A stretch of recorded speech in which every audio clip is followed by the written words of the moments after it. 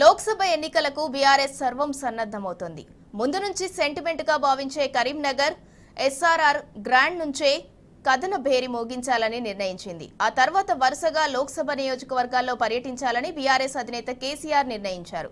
గతానికి భిన్నంగా ఈసారి పార్లమెంట్ నియోజకవర్గాల్లో మండల స్థాయి వరకు ప్రచారం సాగేలా జాగ్రత్తలు తీసుకుంటున్నారు. తెలంగాణ భవన్లో జరిగిన ముఖ్య నేతల సమావేశంలో పార్టీ నాయకులకు కేసీఆర్ దిశానిర్దేశం చేశారు.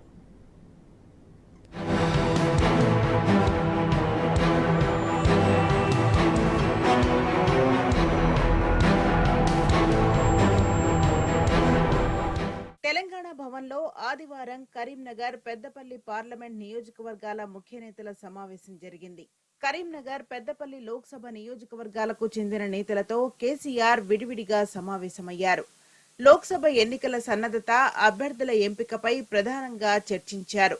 లోక్సభ ఎన్నికలకు ఈ నెల 13 తర్వాత ఏ క్షణమైనా షెడ్యూల్ విడుదల చేసే అవకాశం ఉందని కేసీఆర్ తెలిపారు.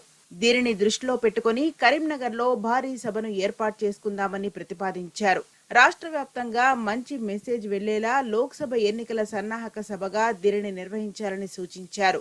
దీనికి కరీంనగర్ లోక్సభ నియోజకవర్గం పరిధిలోని నేతలంతా అంగీకరించారు. పార్టీకి తొలి నుంచి కలిసొచ్చిన ఎస్ఆర్ఆర్ గ్రౌండ్ లో అయితే బాగుంటుందని కరీంనగర్ స్థానిక నేతలు పట్టుబట్టారు. స్థానిక నేతలు ప్రతిపాదించడంతో కేసీఆర్ అందుకు ఒప్పుకున్నారు.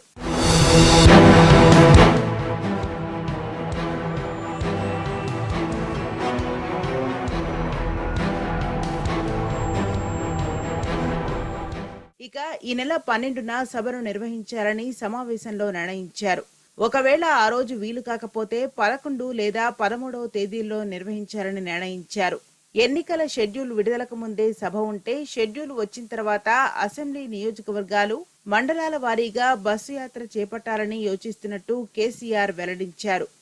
బస్సు యాత్రతో రోడ్ షోలు చేపడితే నియోజకవర్గంలోని ఎక్కువ గ్రామాలు, మండలాలు, మున్సిపాలిటీలను చుట్టి రావచ్చన్న అభిప్రాయం వ్యక్తమైంది.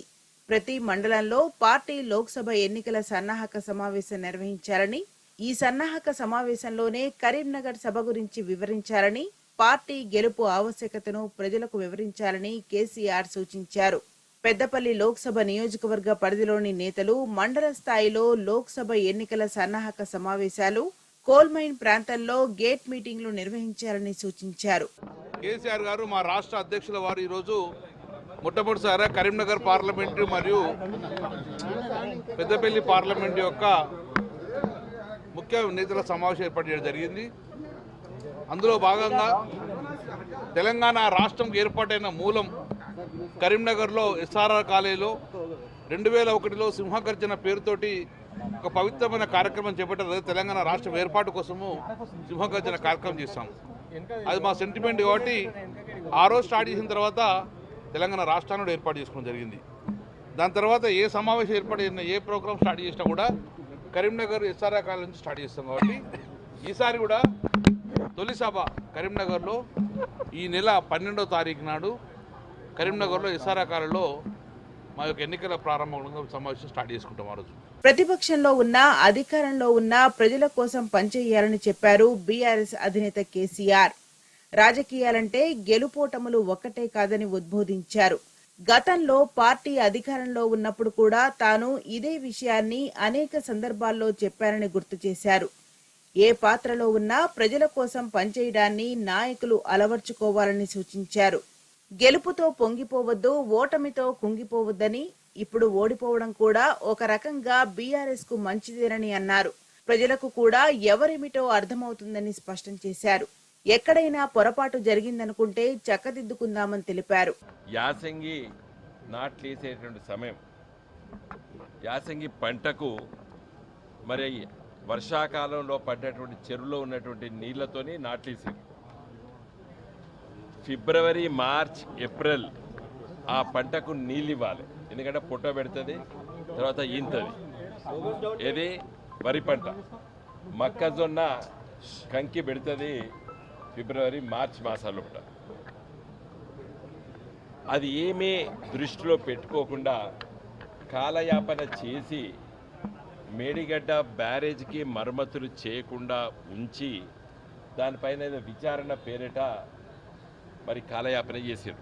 కాంగ్రెస్ ప్రభుత్వ పనితీరుపై ప్రజల్లో చర్చ మొదలైందని కేసీఆర్ చెప్పారు. చాలా చోట్ల రైతులకు సాగునీటిని ఇవ్వలేకపోతున్నారని విమర్శించారు. రైతులు పంటలను పశువుల కోసం వదిలేస్తున్నారని, ఎండిపోయిన పొలాలు దర్శనమిస్తున్నాయని, కొన్ని చోట్ల రైతులు పంట కూడా వేసుకోలేకపోయారని ఆవేదన వ్యక్తం చేశారు. బీఆర్ఎస్ సర్కార్ ఉన్నప్పుడు ఖచ్చితంగా సాగునీళ్లు వచ్చేలా చూశామని గుర్తు చేశారు. కాలువల ద్వారా చెరువులను నింపి రైతులకు అందేలా చూశామని చెప్పారు.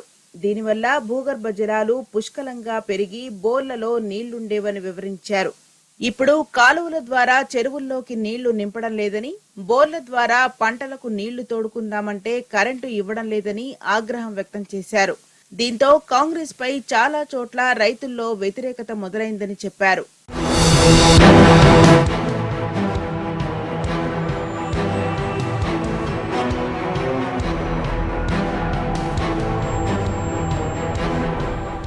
బీఆర్ఎస్ పార్టీ మొన్నటి శాసనసభ ఎన్నికల్లో భారీ తేడాతో ఓడిపోలేదన్నారు కేసీఆర్.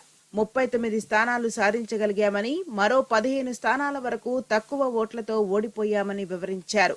అధికార పార్టీకి బీఆర్ఎస్ కు మధ్య 1.8% ఓట్ల తేడా ఉందని స్పష్టం చేశారు. అంతేకాకుండా ఒకరిద్దరు పార్టీని వీడినంత మాత్రాన పార్టీకి ఏమీ కాదని, మళ్లీ మనం 100 సీట్లతో అధికారంలోకి వస్తామని ధీమా వ్యక్తం చేశారు. ఓటమి వల్ల ఎవరేమిటో తెలుస్తోందని చెప్పారు.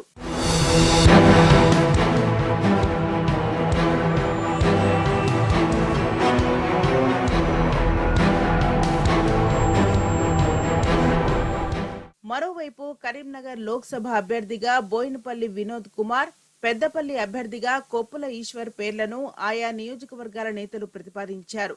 వారి పేర్లపై ఏకాభిప్రాయం వ్యక్తమైంది. ఈ నేపథ్యంలో ఇవాళ వీరి పేర్లను పార్టీ అధికారికంగా ప్రకటించనుంది. వీటితో పాటు ఖమ్మం, మహబూబాబాద్ లోక్సభ నియోజకవర్గాల సమావేశం నిర్వహించనున్నారు. ఈ 2 నియోజకవర్గాల అభ్యర్థులను కూడా ఈ రోజే ప్రకటించే అవకాశం ఉంది.